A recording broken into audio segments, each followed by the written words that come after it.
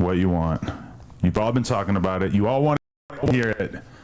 I got the one and only Linda the Plug, my wife, on the podcast to talk about recent events. I'm laughing because I'm thinking about how... This is MongolianMindset, and today we're going to be typing Adam22 because he's all over the internet right now, so we might as well get our 2 cents in and type them at the same time. We're going to be using Linda Barrens Temperament and Interaction styles combined with cognitive functions to figure out his personality type. So the monkeys over at Personality Database has Adam22 as an ISTP. We have these are the metrics here, and we'll be following this chart here. Once we get a certain amount of, once we get 5 metrics or more, then we'll go ahead and submit that as one of the metrics we'll be using, and we'll go from there. We are still doing the free typing sessions with us. All you have to do is join our Facebook group. Well, subscribe, join our Facebook group, and message Cody with your availability, and we'll get that done.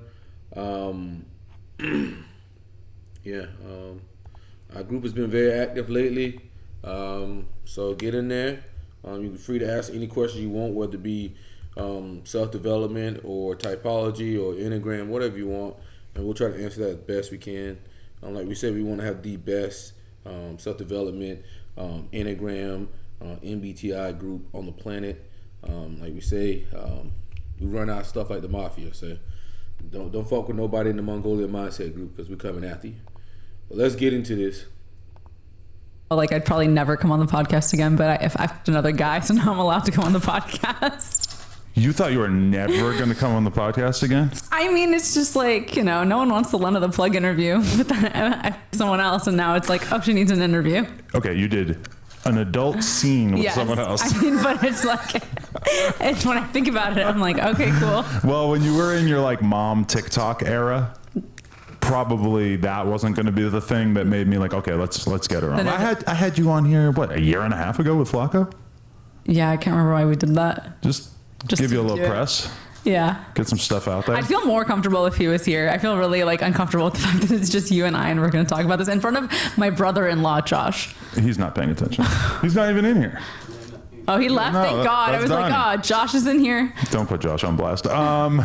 Just feel comfortable. No, but this might actually be the first time that you and I have been on this podcast together, just you and I, right? Yeah, it is the first time. That's great. Also, we got married. We did get married. That didn't constitute me coming on here, but this event did. It seems like an afterthought after the last week. Yeah. Not like actually, but in terms of content. Yeah. Yeah, I didn't even really talk about the marriage that much on here. Because it just seemed like it was so nice. It was great. The honeymoon was great. Do you feel different? Because everyone's like, do you feel different now? I'm like, absolutely not. It's the exact same. We made it official. We had a nice party with the friends and family and everything. Went on the honeymoon. But it's like, it's not like the rules changed. It's not like, oh, like we're going to do things differently now. No, we already had the house, the kid, you know. Yeah, we did most of the serious stuff in advance. The marriage was like, all right, I guess we should just do this too. Let's finish up. Let's wrap it up. Yeah, I guess. So, okay, this is the first thing that I thought might be useful for us to lay out, is let's lay out the chronological order of how the idea of you even working with other people became a thing. Because I have a memory of maybe 6 months ago where you said something like, do you really think that we're going to go our whole lives without ever sleeping with other people? And in the context of like, I think we were talking about swinging. Mm-hmm. Okay. Adam's coming off direct here. I'm going to drop my 2 cents on that. I feel like because Adam is in the porn industry and he's got his threesomes and whatnot, there's no way in hell you believe that you're going to be able to have fun and she's not. Okay? I think a lot of women will tell you what's good for the goose is good for the gander. And what that means is if you could do something, they're going to want to do it too. So you just literally setting yourself up for it. And I'm going to tell you the straight up fact, and I don't care what no one says, it hurts men a lot more than it hurts women when women will sleep with somebody else. It hurts men way more, okay? As in he's had like what he counts as 100 threesomes. Yeah, she's unbothered by it, but she sleeps with one dude. He needs to restart his life. at first. Yeah, I mean, because people don't really know this about you and I, but you just mentioned it on the podcast, so now I can talk about it. That we had a threesome early in our relationship with another guy, and that was just like, we went out, we partied. Shit. Goddamn. We had like a really fun, hot sexual experience, and we were always kind of down for like a little bit of freaky things, There was like 2 or 3 other people in the like room just watching us, who like were not there to see us, but they just happened to be in the room because we're all just hanging out. This was back in the Adam and Lena party era that didn't really last that long. And at that time, to be totally honest, you were pretty much a random girl to me. Yeah. We didn't have any kind of like emotional connection.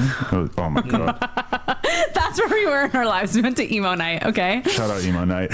And I've always been somebody who throughout my life, there's been a bunch of different times where me and my homie might a girl together.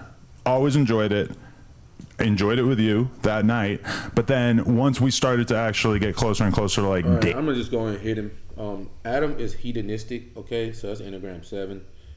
Obviously that sin is there. Hedonistic, okay, he loves these pleasures, so we're gonna go ahead and hit him with that. It's pretty easy to see that he is a Enneagram 7 SP. Dating, it became like, no, we're not talking about that anymore. We literally never talked about it again, and then you talked about it on the podcast. We maybe didn't talk about it for like 5-6 years. Yeah.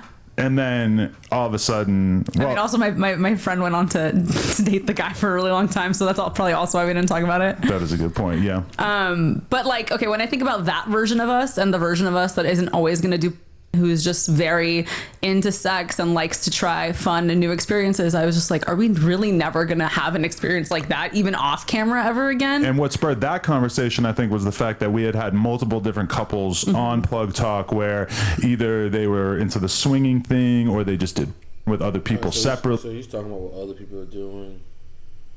He's referencing quite a lot. That's SE.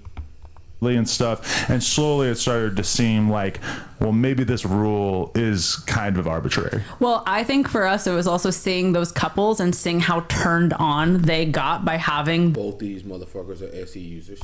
Those sexual experiences with other people, which we had a lot in our relationship. When we would bring girls in, like, I would be so much more into you after and you'd be into me. It was like seeing your partner enjoying someone else's hot, it turns you on. So it's like, I feel like that is sort of like worn off for me because I've just gotten so used to it a little bit. Exactly. That is the problem with us. Yeah. Like, what I feel like you would think it's hot to watch me have sex with someone else, because we already know you think it's hot. We did it once.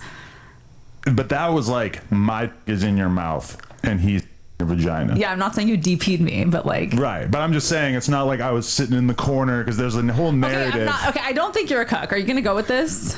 Well, it does seem... You can tell Adam is so uncomfortable here. Okay, he's so uncomfortable here. He's trying to make himself not look as bad as he can, but then she's kind of pragmatic too. She's just getting it out there. Kind of stupid to deny. Cuck, okay, so there's the cuck thing is different because cucks are supposed to be weak and they want to be made to feel lesser, and I don't think that that's you. I think that there's like the more swinging side of things where it's like you are turned on by your wife enjoying someone, and then she comes back to you and you guys enjoy your own personal sexual experiences more with each other because she did that. Right. But I mean, you have barely even done the thing that you're kind of inferring, which is like me going and fucking another girl and they're just like telling you about it, because the one time, I think it was only one time on Plug Talk where you woke up and you were sick as a dog, and so you couldn't come to set that day, but it was a girl. Shout out Alva J. Everybody sign up on onlyplugtalk.com. Everyone thinks I have beef with her now because she did this. I don't care. No. Onlyplugtalk.com if you want to see the scene. But me and Alva J, we did a scene while you were at home sick as a dog. Yeah. And you didn't want to see it afterwards. You were actually before you left the house, I was in bed. I remember I was like, okay, go do the scene. Don't tell me how it went when you come back, and I don't want to see any clips from it. Yeah. Which is interesting. She's very direct. So she's direct, she's SE, she's pragmatic. Ooh. Interesting, because when you came back from doing this scene the other day, I wanted to hear about it. And a lot. I wanted to know what I was going to find out. I wanted to know, like, what's the most extreme thing that happened? How did it play out? That's more like me wanting to, like, manage whatever the fallout might have been, more so than, like... he's trying to manage the chaos there, so that's going to be in the realm of outcome. outcome people don't like chaos, so we're gonna hit them with outcome there. Trying to avoid. I don't know. Like, why did you I not text want to Adam see it? after the scene. I don't even tell him the scene's done. I'm just like, do you want anything from Dave's Hot Fried Chicken? I just like act like it didn't happen. That is true, yeah. But okay, so we've had, I don't know, maybe 200 threesomes over the year. That was our rough estimate. Maybe like see, like I said, as a person, you have to be able to have the foresight to believe, hey, if I'm having these threesomes, eventually she gonna want something in the future. That's just how shit goes. Okay? You can't have your cake and eat it too. So you gotta fucking know that shit. Dumbass. And I'm telling you, from here, he has pretty much two choices. I think he has to, one, just let her do whatever the fuck she wants and just be like, that's how we do things. Because if you accept it and you do stuff like that, then nobody can really say anything to you. Or not, he can slowly but surely let this shit eat away with him, which I think will be most likely what will happen. I think slowly but surely eat away with him. That's his two choices. Like almost 100 on Plug Talk, plus a bunch in our private life, plus a bunch for your OnlyFans. And yeah, I don't know. Over time, we did just kind of start to sort of have that conversation. And at first, I think we considered the idea of like swinging on camera. Mm-hmm. And then that kind of seemed... And you always suggested guys I would never want to fuck. Yeah, that probably... It was always unfair trade. Intentional. Ooh, that's motive based on his half interest. And that's another thing, like, that guy she slept with or whatever, has sex with, she actually desires that guy, you know? And, God, I don't know why you would do that. On my part, yeah, probably. But... That hedonistic shit hits you in the ass, man.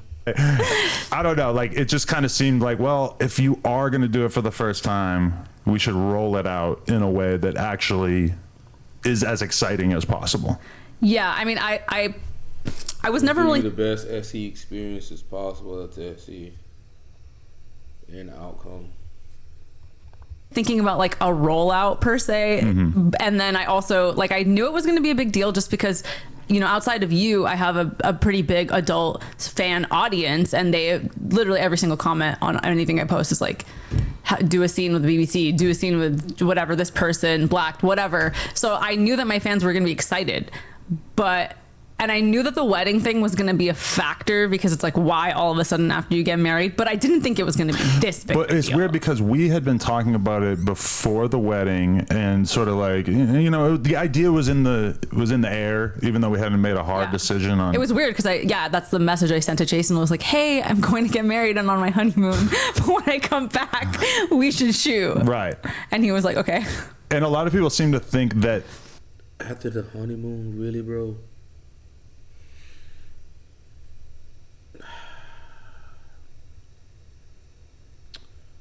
Moment of silence for this guy. It being him or it being a black dude was the thing. But what people don't know is that when we were talking about it, there was a couple of different people that we were considering, and it's not like they were all black dudes.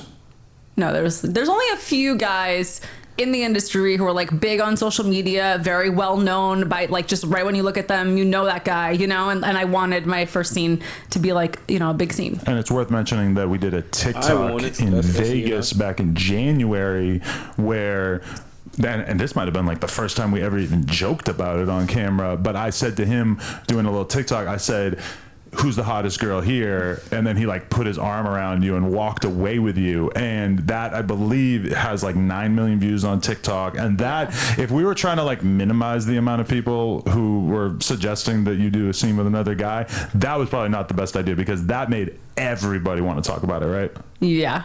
He was like the obvious choice. I was like, oh, I have to go with him. This is what the audience wants. 9 million views on this video. Definitely. So, okay, going into it, how did you feel?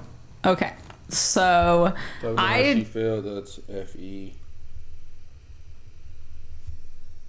didn't really know the shoot was going to happen until the day before the shoot. That is a good It all point. happened so fast because in my head, I was like, oh, this is going to be my debut scene. I'm going to need like 2 months out. I'm going to go hard in the gym. I don't know about debut scene. I mean, I am a human being, right? No, but like, sorry. But like everyone's talking about it like it's my first scene, and it's obviously it's not my first scene. I've been doing this for 7 years with you, right. But like my debut scene with another man. Another man. Okay. There we go. A different man. A different man. A different but equal, but yes. Man, right? Yeah. Everybody in the room is laughing just in case anybody wants to know where the snickering is coming from. But anyways, in my head, every girl does this, right? You have a photo shoot. You're like, I'm preparing for my photo shoot. I'm going to look good. This, that. I had all this shit in my head of like what I was going to do to prepare. But for me, I'm getting excited. It's Saturday and I'm about to play poker tournaments on Sunday. So I'm excited for that. And then Saturday morning, we're going to get breakfast. And you're like, hedonistic shit after hedonistic shit after hedonistic shit. I'm going to go ahead and hit him for direct. Let's go ahead and move on with that. Okay, he is direct. Adam 22 is direct. Let's go ahead and hit him for that. So that eliminates all of the informative types. So with that being said, we are down to INFJ, ENFJ, INTJ, ENTJ, ISTJ, ESTJ, ISTP, and ESTP. The informative types are eliminated.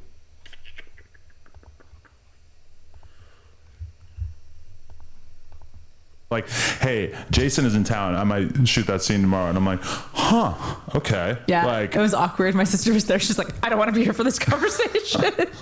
Okay. And so, yeah, I don't know. You continue. I mean, and then I just walked away. I was like, I think I'm going to shoot with Jason tomorrow. And you were like, okay. And I walked away. I went to wash the dishes or something. And then I come back and you're just like, no facial, no kissing. Okay. That was like the extent of the conversation. Right. And then I left the next day to do it, and you barely said bye to me because you were playing poker. I said bye. I mean, I'm playing 8 tables at the same time. I mean, it's kind of hard, but and then I'm so glad that I was doing something that is like requiring of the most cognitive load possible. So it made it kind of hard to think about it while it was happening. And then by the time you got back home, I'm like basically like finishing up poker then. So I didn't really have a ton of room to think about it while it was occurring, which was nice. It was the best place for you to be, for sure. Because that is kind of my happy place that I don't get to do very often. Yeah. Yeah. Okay. And so I was so nervous, like beyond nervous. And I'm even nervous that it's going to come out because I'm like, I wonder if it showed in the scene. Mm-hmm. But I was there for a couple hours getting hair and makeup or whatever, and then I had to go and get Jason and bring him in, and we had to take photos. And we just started taking pictures, and I was like, stop, like leave. I have to take pictures by myself. I cannot take pictures with you right now. There was like so much guilt, even though I knew that you had said yes, you'd given me your blessing. The cameraman's like, it's not cheating. He's just like trying to remind me.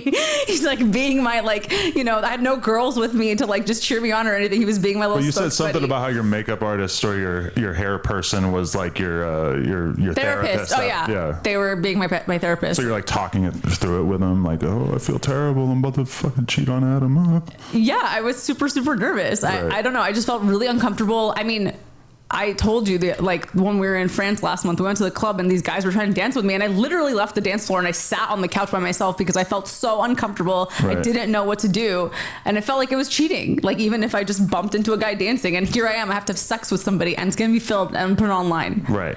So, yeah, it was a lot. It was really hard. Hard. Yeah. What was hard? The nerves. I don't know. Oh, she's not in on the joke. It's like a penis pun. But okay, so you shoot the scene, and like, did you feel like you got out of the nervousness at a certain point, or like how did that transpire? I don't know. I'm trying to think if I did get out of the nervousness at all. I kept like putting the scene off. I remember we were filming like intro teaser stuff, fully clothed, whatever, and then I just kept like, oh, I have to go do this. I'll be right back. Like I just kept putting it off. Yeah. And then in the moment when I had to finally do it, I don't know. I just hope it looks good. I feel like I blacked out at some point. Ironically, you blacked out. Shut the fuck up. Black.com. No one of this one. I think we typed it earlier when we did what you call it. I think she is an INTJ.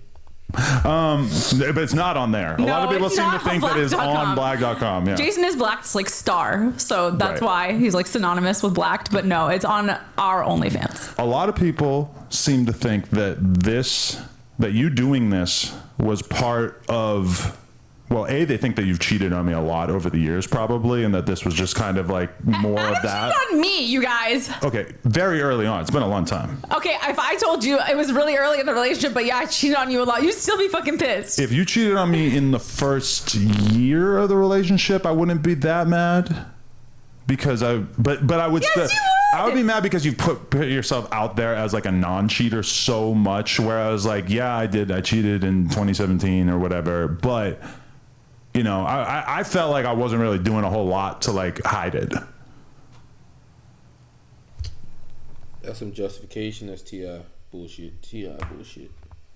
Listen, we're not going to talk about the past. I'm going to get mad all over again. And I feel bad. It was wrong. You guys don't understand. I went to shoot this scene, and Adam has been low-key calling me a cheater as a joke. Or like the other day, I was like, "Can you help me with the laundry?" And he was like, "I'm having a really hard time. How dare you?" And I'm just like, "You're throwing this shit in my face, even though you're a part of it." I low-key feel like you're less mad because it's viral, and you're like into being viral. I will say that having seen how viral it went, it now seems kind of insane that I ever would have like potentially stood in the way of you doing this, just because this is odd. That's an outcome. He's happy with the outcome, the end product. Obviously such an amazing thing for your career as well as mine. Like, we're not going to state dollar amounts. It's fucking interest. Jesus Christ. But even just like the money that I've made off of talking about this on YouTube and Snapchat has been kind of ridiculous. And then like you're welcome. Plug Talk has been interest, disgusting.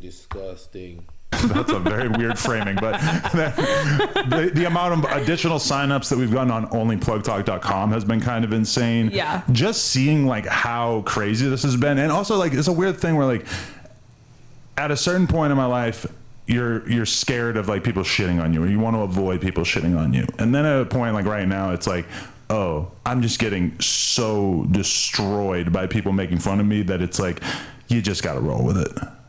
Yeah. I mean, I don't know. I feel like in my first or second year as an online person, shit bothered me a lot more. None of the comments about this have bothered me. People calling me a terrible person, terrible wife, whatever. Right. I don't take any of it, like even 1% of it seriously. Well, there are definitely lines of things that people say that I don't like, though. When they bring your motherhood into it, that's one thing I don't like, because you are an amazing mother. I mean, I feel like it doesn't bother me at all, because I just like, I know it 100% does not affect how I am as a mother. And like, if you think that my kid is going to grow up and not judge daddy for all the things he did, but is going to judge mommy, like, I'm not going to raise that kind of kid who's going to believe in that double standard. I notice like every conversation I have about it with people is like, they lay it out. They say, are you jealous? Are you mad? Whatever. We have that conversation. And then they basically like kind of hit a wall, because it's like, oh, you're two consenting adults and you decided to do something kind of freaky. And in our case, on camera. Mm-hmm. So then they start doing the kid thing, because there's like nowhere else to go with. All right. So he knows people's motives. That's interest. And that's also SE there. Because you can't blame me or you for doing something that we want to do, or you doing whatever you want to do on camera. It's like, how can you? That's more of a pragmatic approach. Doing it, so like, we're supposed to stop now, right? I mean, we already did it. It's already out there. Yeah, exactly. Because, and that's another thing, is I notice a ton of dudes speak about it and talk about it as if this was happening to them, but their wives or girlfriends are not porn stars, and they're not like, you know, if my girl had never been naked online, if this then that, that's T.I. If we had never shared all these other girls or whatever, then would I find it like so shocking that I wouldn't even be able to imagine it? Yeah, probably. But like the same way that you've gotten kind of like numb to seeing me fuck other girls, at a certain point, you've got numb. That's SE.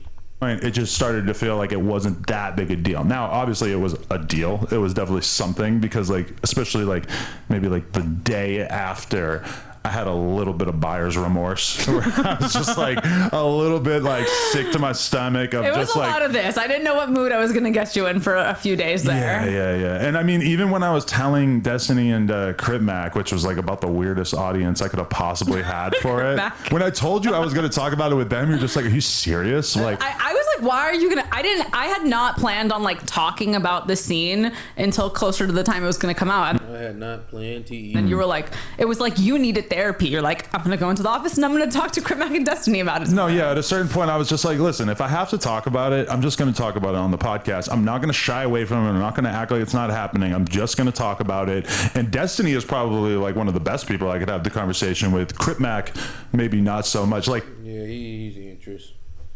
That's 5 points for interest. So he knows what he's getting out of a situation. He knows he's looking into the motives.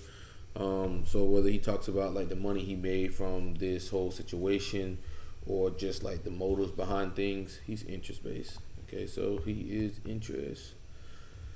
Direct interest. Where's interest? There we go. Or motive, whatever you want to call it. So with that being said, that means he's either a STP or an NFJ. Okay, they're both TI users. We already almost had enough points for TI and FE to close that out, but since they're both TI users, we're going to close that out. They're both SE users, so that's done. We almost got enough on outcome to go ahead and call him outcome, so we'll be looking at ESTP or ENFJ. With that being said,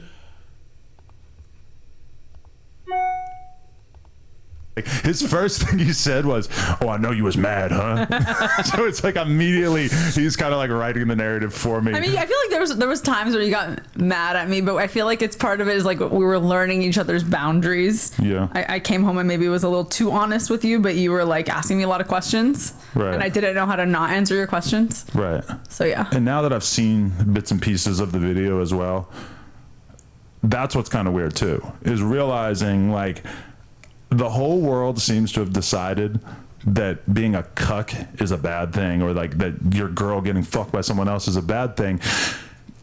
I don't know. I'm not like, I was not horrified by it. I'm not like upset by it. I'm not going to say that this is going to be something that I'm going to be fucking pounding my dick to, but I hope you watch the scene and I hope you jerk. Yeah, see, you said it's not something I'm pounding my dick to. Brag.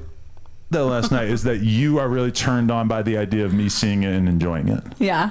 Where does that come from? I didn't know that was going to be one of the effects of this. I don't know, because I know that you think it's hot. We've had more sex since I fucked Jason than we usually have in like a month. I got an abrasion on my dick from fucking you too much. Every time we talk about it, you get a boner, and then we have sex. I know. I feel like you're trying to assert your dominance over the fact that I had sex with somebody else, but it's still like part of it turns you on. Like, oh, she fucked someone else. This is hot. There's something about it where when you know your girl's not fucking anybody else, which at this point, and after 7 years, I feel quite confident that you're not going to run off and cheat on me. It creates like a little bit of competition in your mind, even not knowing necessarily like how much you enjoyed it or how great it was or whatever. It's still kind of like, oh, like that competition thing. That's like a real biological thing. Like, I want to beat it up. I told Adam that he can have anal the day the scene comes out. Yeah, well, we were already talking about scheduling the anal, right? Yeah. He's coming off very concrete here, so we can go ahead and hit him. Concrete, sir. You are concrete. That means you're talking about the what is, no possibilities, no philosophies, no theories, no metaphors, none of that. Okay. So with that being said, NFJ is eliminated. They are abstract. So we're down. We know he is a hedonistic sin motherfucker. So he is Enneagram 7. We're gonna hit him with SP, self-prevalence. And it's looking like he is an ESTP because he's outcome focused. But let's get some more outcome and go and finish this up. I know, it's not like purely for you that, get it right? on this day specifically. Well, I think that is good because a good consolation prize. Because I mean, even for all the memes everyone's gonna make about even it. before you did it, though, I told you, I'm like, listen. Right after you do this, around that time period, I'm like, I need you to be very loving with me. We need to be having sex. Like, we can't, like this just can't be like a time period where you're like, no, I'm not really in the mood. Oh yeah, you told me I could never come home from fucking someone else. See, I told you. It tears men's souls apart. Good luck, Adam. Good luck. No matter how broken or destroyed I might be, I have to fuck you too. And I like it. You're making it sound kind of like weird there, but no, but like, I mean, I get it. It's why deny you for someone else? I need to have my ego satiated in that moment, especially given that like I just didn't know how I was going to feel about it. And as you saw, it took me a couple of days to like wrap my head around it. Yeah. Do you feel like every day it's less of a big deal to you? Yeah. At this point, I really don't care at all. Mm-hmm. Although everybody reacting to the tape, that may be... Oh, I'm nervous. That may be like a test of my mental resolve. But also like I'm at the point now where I haven't even been looking at my Twitter mentions because it's just so much that I just like, I can't. Like yesterday I posted a picture of Bradley Martin holding you and me going, like that. It was like a joke thing from like 4 or 5 years ago. Yeah. And that got 30,000 likes and like 8 million views on the tweet or whatever. People like you as a fake cuck. I don't know if they like it so much as they're like observing it and they're kind of fascinated by it. I was looking embarrassed when you posted that picture. Very focused on SE there. I was like, don't bring poor Bradley into this. But you can really see it in your face that you're like, like you were so uncomfortable with even like being in his arms in that photo. Yeah. Talking about her being uncomfortable at that scene. Which I thought was pretty funny. But yeah, I mean, like at this point, I feel like I just kind of have to own it. Like yeah, I was into seeing it. Mm-hmm. When I see the full thing, or like, you know, however much of it I end up seeing, I'm probably going to enjoy seeing it. And it makes me think about like my best frame of reference, because I have not spent almost any time in my life learning about like how polyamorous people work or anything like that. But when I was at the AVN Awards back in January, there was a couple of different dudes who came up to me with their wives or girlfriends and said, hey, if you ever have time or you're ever down, I would love for you to fuck my wife. Mm-hmm. And I'm just kind of like, okay, like that's wild. Like, I didn't even take it serious or anything like that. But I understand what those guys are thinking. They have watched me in porn or whatever. They've watched you in porn. They're thinking that's TIFE. And they would love to like just see their girl inserted into that environment. Mm-hmm. And, you know, just seeing you like looking like a glamorous porn star on camera with a very well-known professional, it's not the worst thing in the world to me. I'm not super mad about it. And then I feel like it's kind of allowed me to even just embrace the fact that like, yeah, in prior situations, even with you, I've fucked girls with one of my friends and that was okay, but because it's a girl who I don't have a real relationship with. But now I'm kind of like, well, why the fuck do I care? Especially as a porn person, you know, it's like, why would it be such a big deal? If I enjoy it with a girl that I don't give a fuck about, what is the point of me not doing that with the girl that I'm married to? It's not like an inherently degrading or disrespectful thing. Like I said, this is probably going to get a lot worse now. It's either going to go those two options I said. She's going to be able to sleep with whoever the hell she want to now, or she's going to just, you know, slowly but surely he's going to leave this relationship. And I believe it's slowly but surely it's going to open up. It's going to open up. It has to open up. It's going to open up. She's going to be sleeping a lot more. Right. I mean, as long as you're consenting, I mean, and you're turned on by it, and the girl's turned on by it clearly, so it's like, well, clearly you're turned on. Yeah, I'm talking about myself as you're not shying away from this whole double team thing that I'm proposing here, are you? No, not at all. I actually have some pictures of positions I'd like to try with you on my phone. See, that's one thing that I was thinking when we started talking about it is like, okay, if we're going to do this double team scene, what are the positions? Because I need to make sure that this dude's dangler ain't like too close to my face or anything. Well, I don't think we should do it. See, I told you. God damn it, he's got to up the antes. He's got to up the antes and just so that you can't really say nothing. If he just ups the ante, you can't really say nothing to him. It'll just be a cuck and it'll be acceptable. It's kind of like Destiny. Like, you can't really say nothing to Destiny. First time, but I would like to be DP'd by you and someone else. So the butt and the vagina. Yeah. Well, I see. Okay, right there. Boom. Jealousy triggered because we haven't had anal in like a year. Okay. And you're going to say, oh, it's because last time we tried to do an anal scene, you came in like 4 minutes. So okay, you were like, well, actually, I wasn't going to say that. Well, you could be the guy in my butt. Would you still be jealous? I just don't really like love the idea of my balls clapping against another dude's balls. I think you'll get so into it you'll forget and you won't care. Yeah, it's definitely a possibility. I mean, it's definitely. She's slowly putting a web in his head, boy. He don't even know. Slowly but surely, the web is in his head. Like, not totally off limits in my mind, but I'm not saying it's the first thing I want to do, but like we've had so many girls on Plug Talk where you're like, what's your favorite thing? And they're like, DP. You think anal feels good? You think vaginal feels good? Wait till you try them together. But you have a sensitive butthole. That's why we haven't been engaging with it so much, right? Like, I don't know. I just hate prep for anal. That's literally all it is. I like anal. I hate preparing for anal. Because you have to eat gummy bears for a whole day beforehand. You have to starve yourself. You have to clean out your butthole. Right. You know, it's a whole thing. And then every time for some reason I get a cut or I bleed no matter what. And then I have a problem for a week after. But it's just part of doing it, I guess. Yeah, I mean, I'm not exactly horrified by the idea, but that's also one thing that I've realized is that even if I really didn't like the idea of you fucking another dude on camera, I mean, being in the porn business, it would just be insane for me to say no to it at this point, or at least there's one scene, like doing more is kind of its own separate conversation. But, the financial, the financial rewards have been so absurd that it's kind of like interest. God damn, dude, you just throw your life for that interest, huh? Well, we're in business together. Like you gotta. Yeah. And I mean, at some point it's like, my fans were just kind of like, your content's getting dry at this point. Like, you haven't done anything new. And so for me, yes, it was exciting. The thing is, I don't understand why. Like, what the hell is going on in his head to make him believe that I would just rather pay all the bills and not have to deal with, the multimedia and everybody calling me a cuck and everybody, or having a video online where my girl just got railed out by a porn star. I just would rather pay 100% of the bills than have to deal with that shit. That's just me. Financially, and it was exciting to have a new sexual experience, but it's also like, I'm kind of excited for work just because there's like new things I could do for my fans to keep them interested. People, this woman is obsessed with her OnlyFans analytics. So she is more turned on by seeing the numbers go up than anything else, probably. I am turned on that there is like many, many, many thousands of people out there who are waiting for July 13th to sit down and download or watch this video or whatever and jerk off to it. That is hot to me. Just thinking about the oh my God, you're disgusting. But we're done here, man. He's outcome. He's ESTP. He is ESTP. He's hedonistic. He's Enneagram 7. Enneagram 7 SP self-prevalence. So yeah, we're done here. That woman, it's an INTJ. Congratulations.